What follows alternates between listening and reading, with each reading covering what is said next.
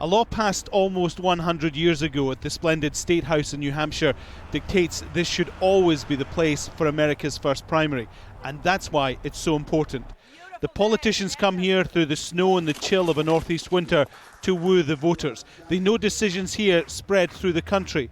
A poor performance and the lawn signs have to be packed away with the dreams of a run at the White House. To get out there and organize people across the country. Jim Gilmore wants to be president. He's a Republican, and he sidestepped the caucuses in Iowa, instead starting his campaign here.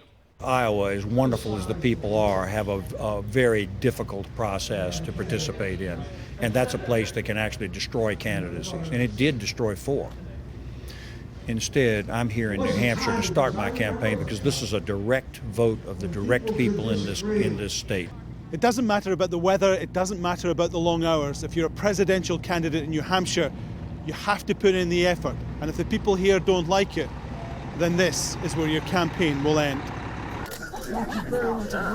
It's thought the candidates will spend more than $250 million in New Hampshire to get their message across. It's a bonanza for local businesses every 4 years.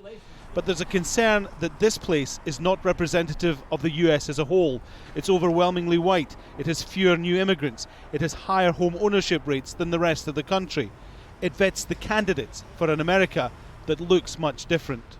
Terrorism, ISIS, and the general concern over the economy and jobs and so forth, all that stuff I think is shared pretty broadly almost no matter where you go.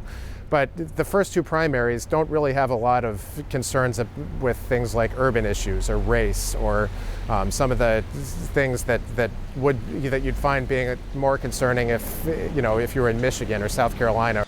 The state has a good record of the winners here going on to secure the nomination from their party. It doesn't always happen. 8 years ago, Hillary Clinton topped the polls. When most people think of the US presidency, they think of the White House, the Situation Room and the global tours.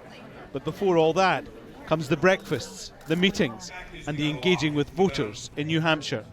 Alan Fisher, Al Jazeera, Manchester, New Hampshire.